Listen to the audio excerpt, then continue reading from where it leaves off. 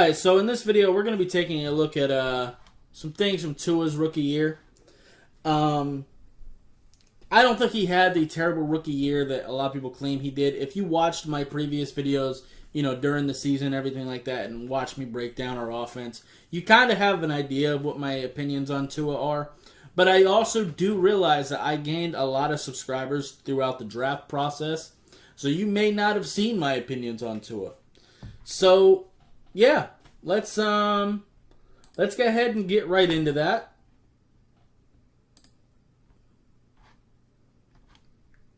What do we have here? By the way, this is more like what we do during the regular season. Like I said, if I picked you up during the off season, whether it be for draft videos or, one of the free agents that the Dolphins picked up, one of my videos on them, if I picked you up through a video like that, this is what I do during the regular season. I break down the offense and defense for us week to week. So, yeah. So, we've got single high safety. We started off with two safeties deep, but he's going to move back. The strong safety is going to come down. And you're looking at single high, bunch formation. You got some motion. I'm guessing this is probably... Yeah, you're going to get Tua in motion. Okay. Nothing really to break down on Tua's part there. Okay, so we've got single high safety again, man coverage again. He's going to back up last minute. Okay. Ooh. What happened there?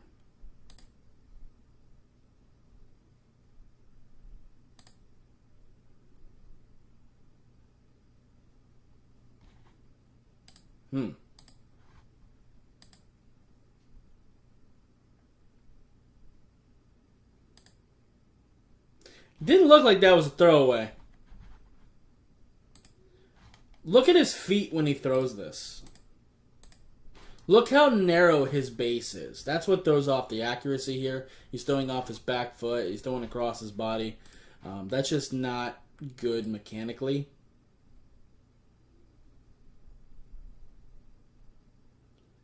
Yeah, that's pretty bad.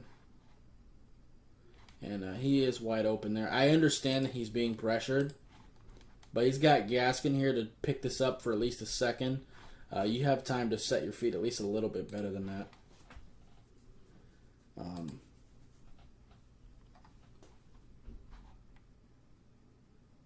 That is one thing, too. He didn't always handle pressure the best, but our offensive line was pretty bad last year, too. Pretty high snap here, but not too bad. Let's see what we got. So he's going to take the sack here.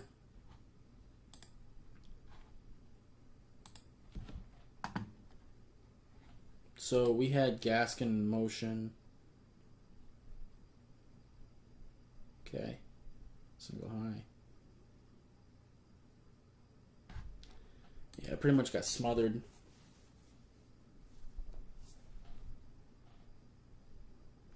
At this point, the best thing Tua could have done is, just scramble to this side and throw the ball away.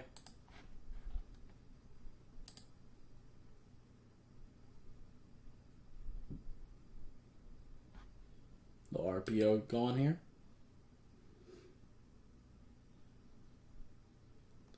Fakes the handoff to Gaskin. And not the greatest throw. It's not bad, but you could have put it on him a little bit better.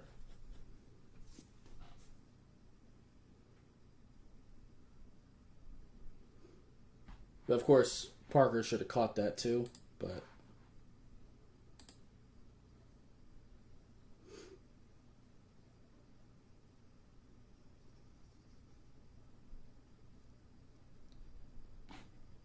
decent little screen.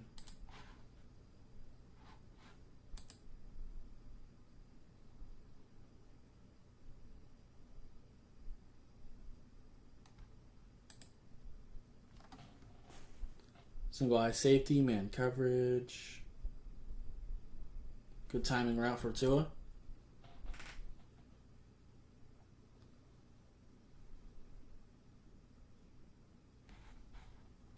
Not bad there.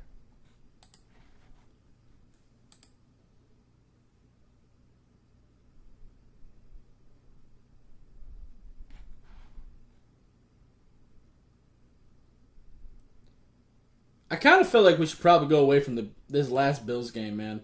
The whole team played like dog shit that game.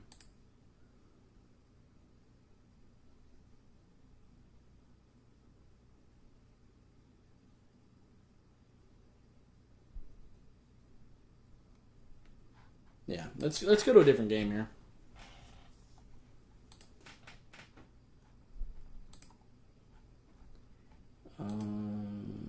Yeah, week 16.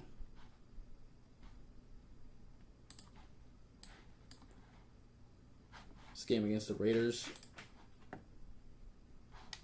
Let's get one of the games that Ryan Fitzpatrick had to come in at the end.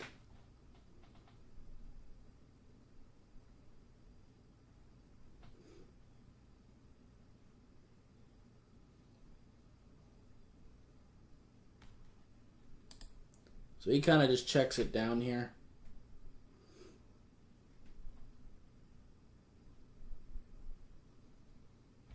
So this is kind of where some of the mental processing errors kind of come in a little bit here.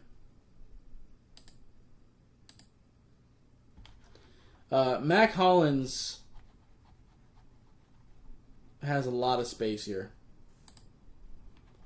I mean, Jeff Heath is here, but this is doable. That's not Heath. I don't think.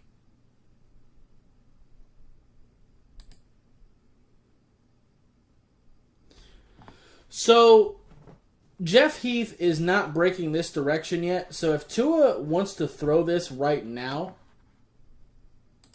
to anticipate this throw, that's a big play right there. But he doesn't see it. And Tua has mentioned that the things he needs to work on is his pre and post snap reads, which is exactly right. That's the big thing. Because for the most part, he was pretty accurate last year. Arm strength was solid enough. Athleticism's there. But the mental processing definitely needs to improve.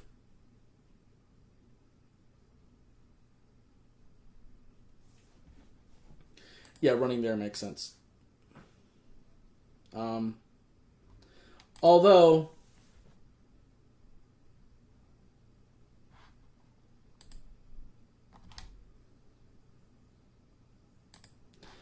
right before the snap, this safety backs up a lot. The second you see this corner bail, you know that Gaskin is open.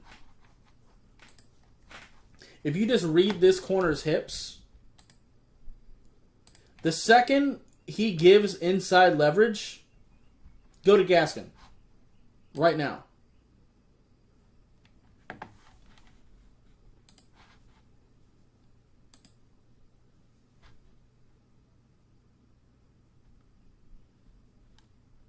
Let me actually go back to that last play. Because I want to demonstrate something here.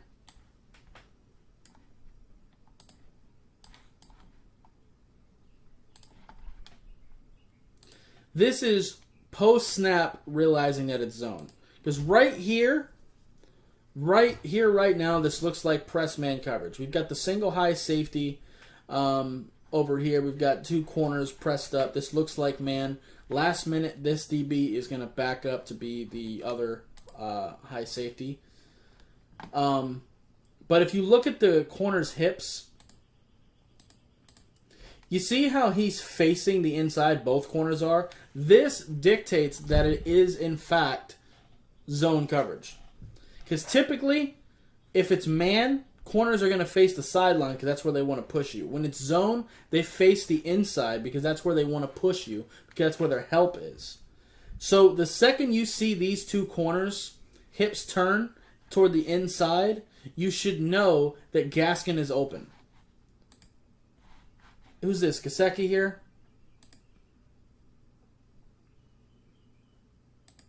Because you know that Gesicki is going to pull this defender back with his route. So Gaskin has to be open. And he is. So that's just some pre and post snap reads for you too.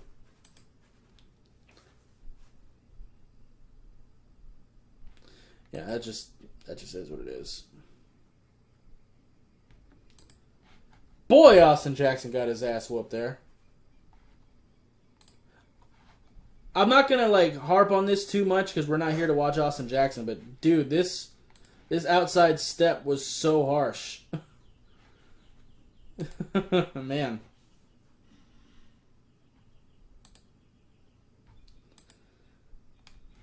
Hey, they're giving you plenty of space in the interior. He sees it. Good job.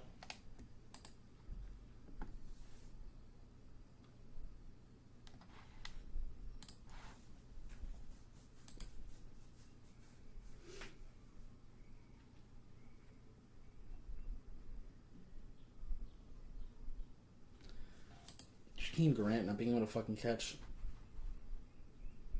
So right here, this is kind of what I'm talking about. He does it well here. Jakeem Grant can't fucking catch, but we've got the single high safety here. Because the bunch formation, the corners are giving you space. You get Jakeem Grant in motion. You know that he's going to have space for this route here, the crossing route. Or actually, it's a drag route, whatever. Gesicki is taking this DB toward the sideline, so it's creating plenty of space for you to be able to get him underneath. If Jakeem Grant catches this smoothly, he can round this corner and really use that speed, but we all know he can't fucking catch, so... I mean, it ends up being an okay play, but if Jakeem Grant can catch, then that's a much better play. Because if he can just take this in stride and just go, but he has to take a second to double catch it. But we're not here to break down Jakeem Grant.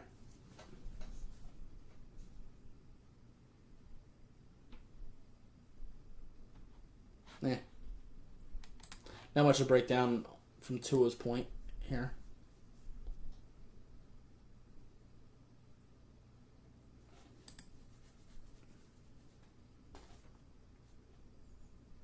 RPO.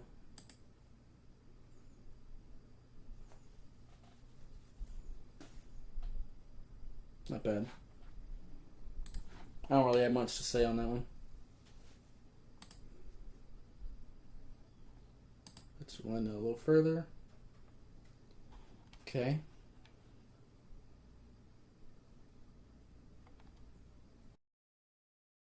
Okay.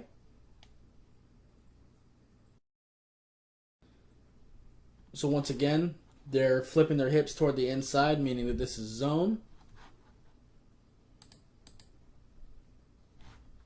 Is that Jakeem Grant there? I think that's Grant.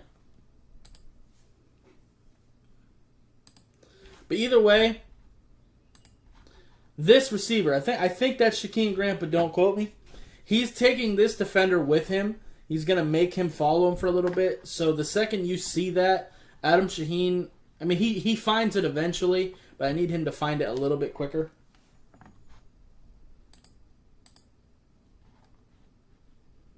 Alternatively, if you can make a really good throw here,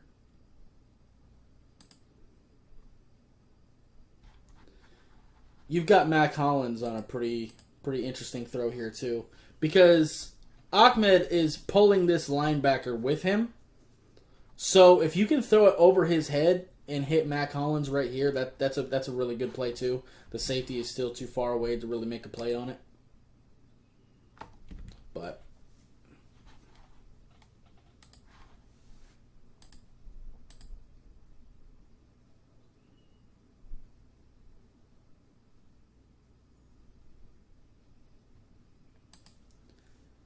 okay.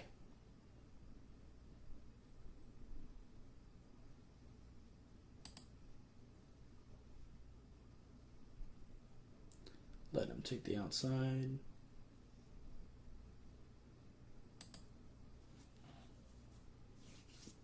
There's a guy there. Yeah. That right side collapsed too fast for him to really find the running back there.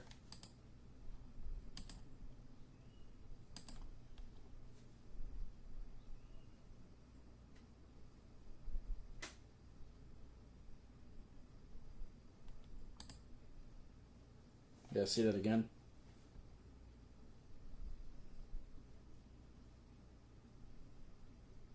That's a pretty risky throw there. Easily could have been picked. Not a type of throw that Tua usually makes. Didn't really have much of a choice here, though. But this is also kind of what I'm talking about with the offensive line here. Our offensive line is struggling so bad that right now we only have 3 people running routes. That's a problem. Because we're having to keep everybody in to try to help block. So trying to make space like that is so difficult. Let's see. We've got 3 receiving options against how many people in coverage? 1, 2, 3, 4, 5, 6. You've got 3 receivers on 6 defenders trying to get open. That is a mismatch.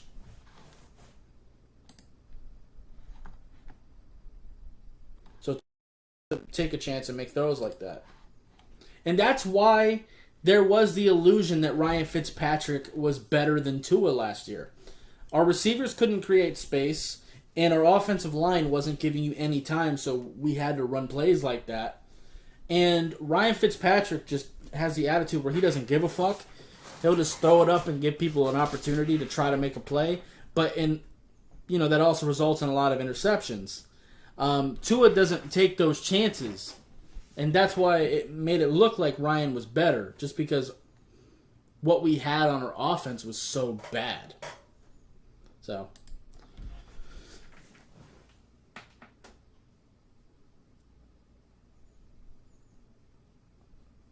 okay.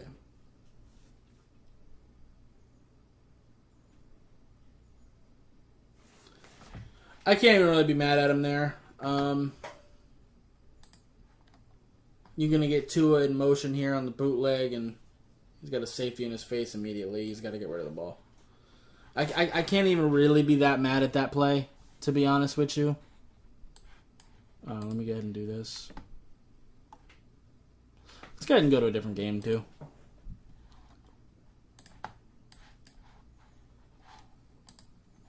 Let me go ahead and refresh.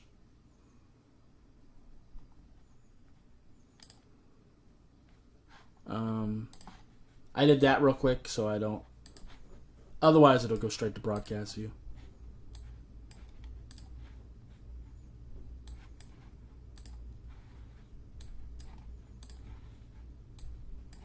I don't know why it does that.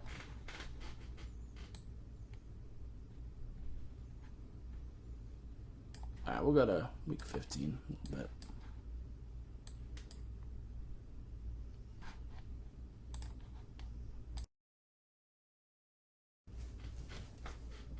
Sorry about that. Game Pass shit its pants just now. Jesus. Okay. Let's go. Washington versus New England. Patrick Laird in motion. Find Laird.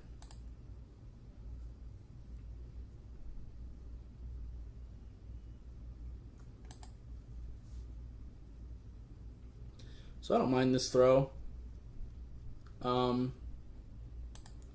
Alternatively, though, who's this? Isaiah Ford?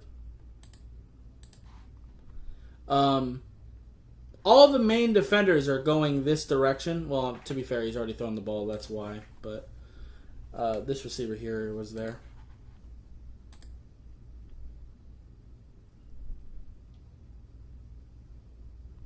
Good throw. Under a lot of pressure with that bootleg, he's able to get the ball out. Austin Jackson giving up the interior. Man.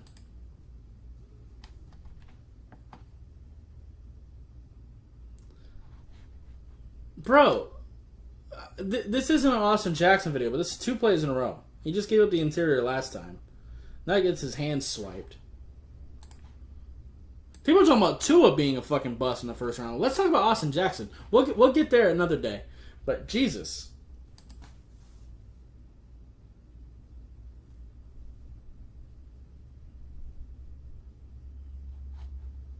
Good job, Tua. Finding Matt Collins on this situation.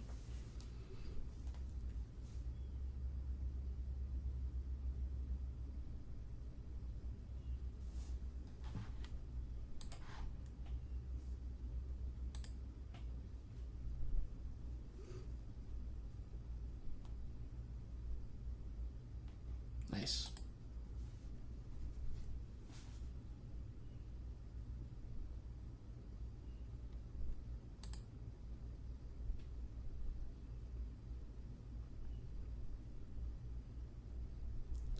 Okay.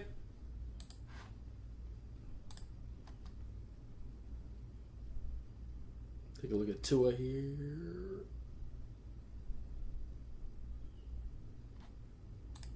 Not bad. Bro, what the fuck?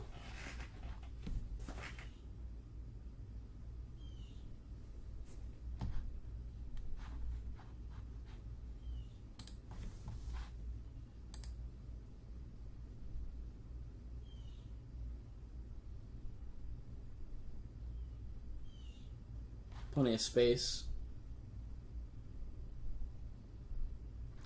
Good job on the O-line holding up that time.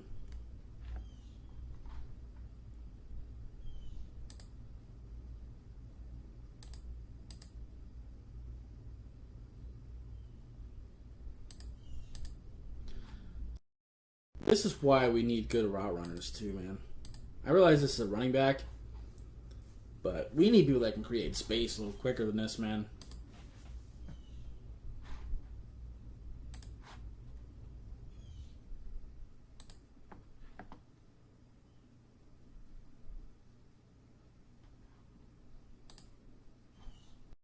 I remember this play.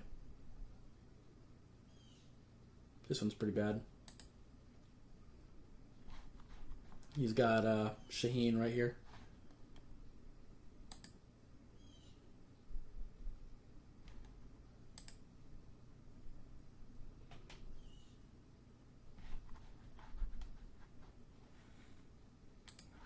Yeah, that one's bad. I mean, he was under pressure, but it's better to even just take the sack in that situation.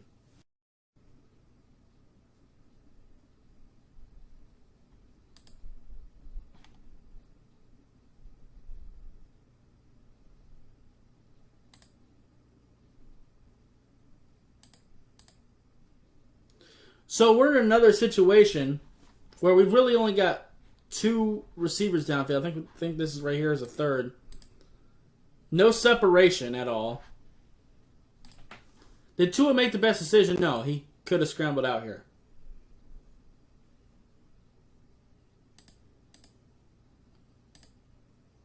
Because Kinley is starting to give up ground right here. I don't know if I would just trust Ahmed to be able to keep his block. I think once this happens, I would already start to move. But he doesn't. Start getting out of there that way. If you have to throw it away, you can.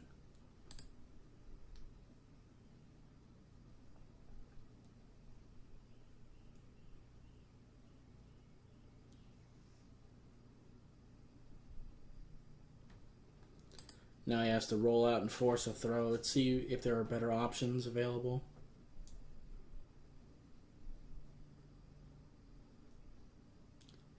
Not really.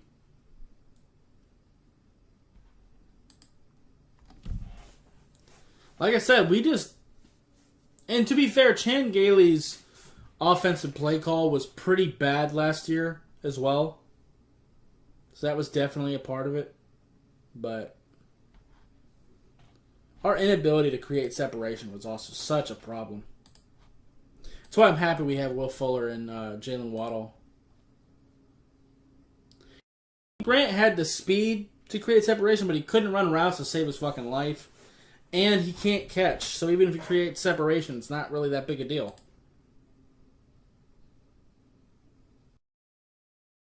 bad throw. I don't like the decision necessarily. Let's see. Well, it is the best decision. Let me see the angle he had. Yeah, that's probably the best bet. It's either that or throw it away. At least this gives you an opportunity, I guess. Throwing across your body like that gets dangerous, though.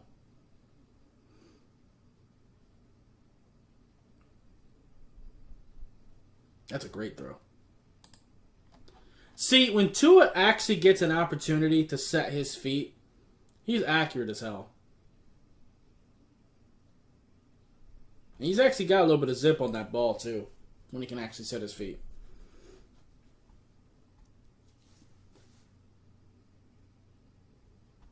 And also one thing I like, too,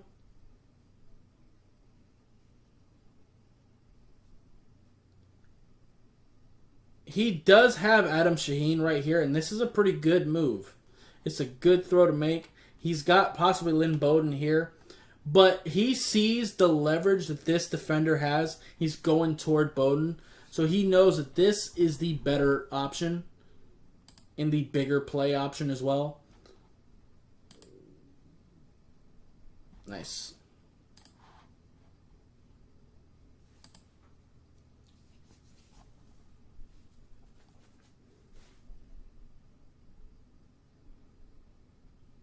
Like I said, you actually give him time back there, he's fine.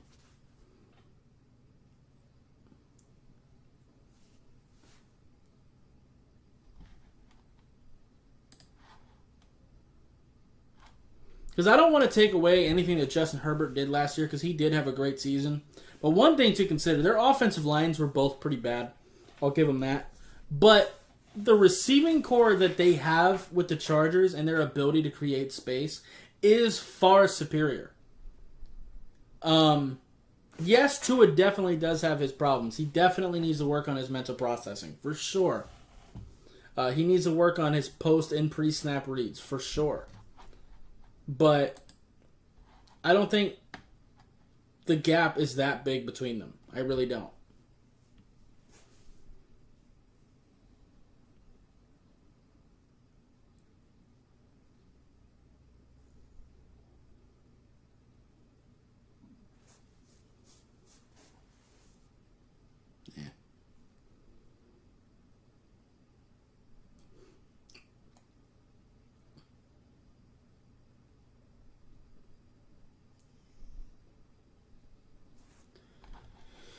Yeah, he was out of the pocket there. He should have thrown that one away. Was there any better options? If he would have put some heat on it, this is available. That's viable to get picked if it's not perfect. So probably get. He was already out of the pocket. He should have just thrown it away.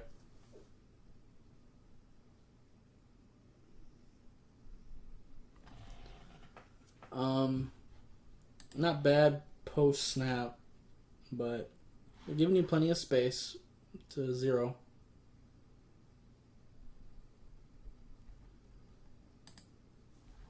When does Patrick Laird get out of here? Throw it right now.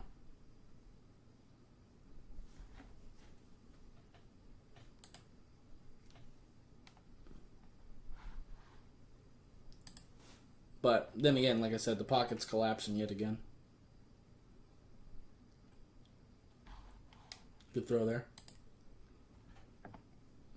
That one did have to be a little bit high. Because he had to... Well, not really. I was thinking that linebacker was a little closer than he was.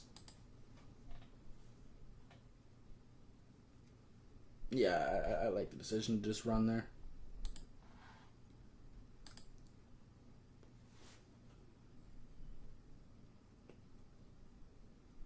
Actually, that last one was read option, but whatever. RPO.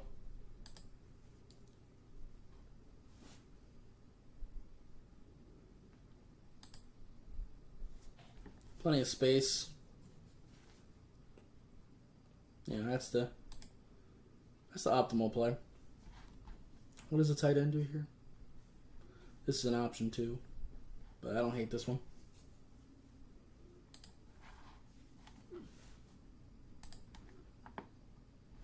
Plenty of space yet again.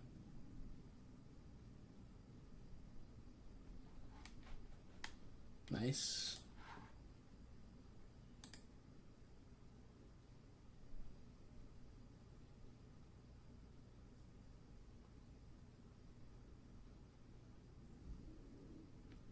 One thing I've noticed too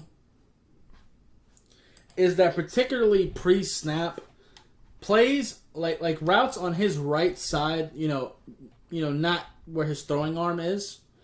Those particularly can get ignored sometimes, and sometimes there's some really good reads there that he sometimes misses.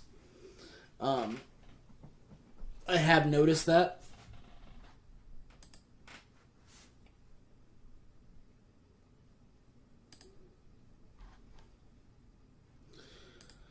He actually had the flat here.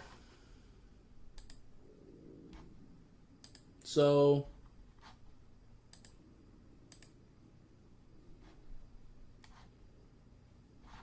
got the tight end running the flat. I think that's Isaiah Ford here.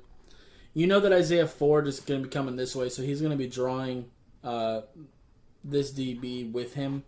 So you should have the flat pre-snap.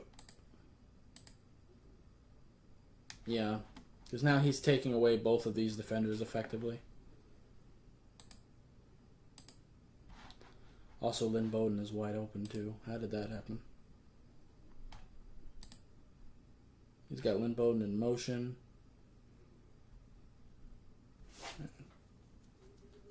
Again, just the pre and post snap reads are just definitely lacking. It's not awful, and he does do it sometimes really good.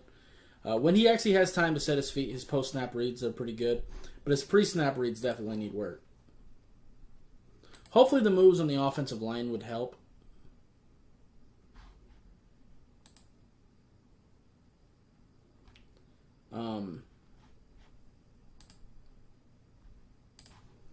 But Austin Jackson has to play better for sure. Putting Liam Eichenberg on the right tackle spot, sliding Hunt right tackle, Kinley left guard. I mean right guard, left guard. You know what I'm saying? Hunt right guard, Kinley left guard.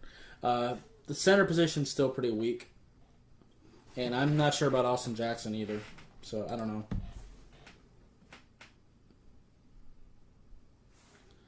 know. This little shuffle pass probably isn't the best option. You've got Ahmed right here.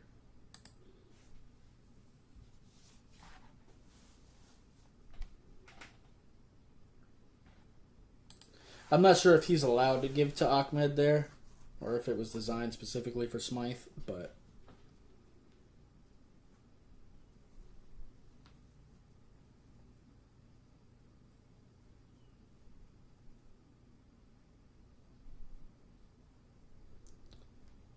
so I mean obviously he gets the touchdown, so that's good.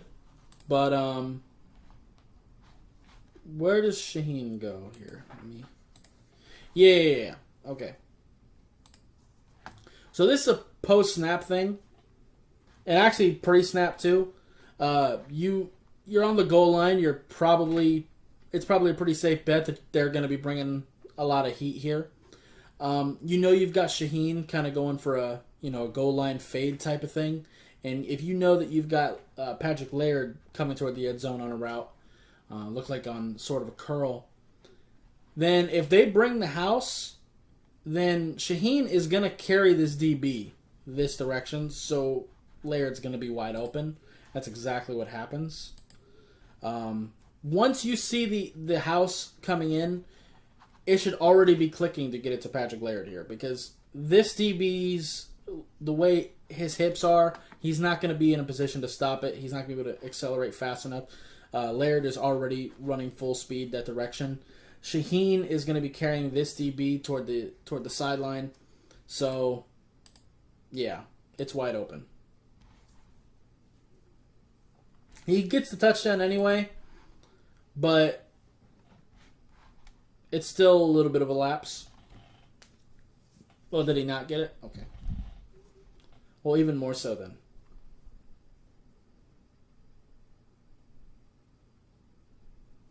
To be fair, we do get this dope-ass play design because of that.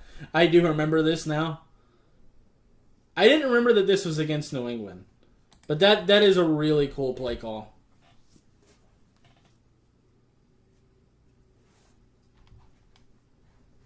But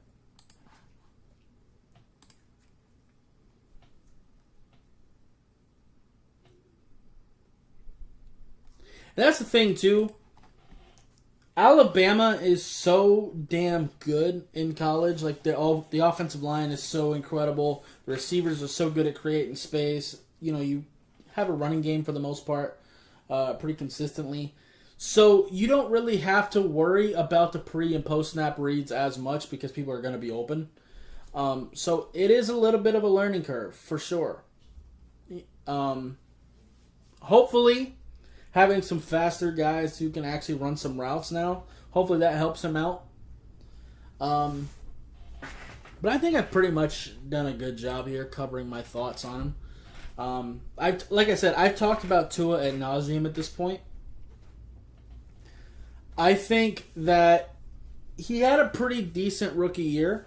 One thing to consider, too, because one of the criticism I hear a lot, too, for him is that he was hyper-conservative, and at times he definitely was. But also, one thing to consider, we were on a playoff run last year, right? And we didn't have a good offensive line. They kept giving up pressure. That was evident in this video.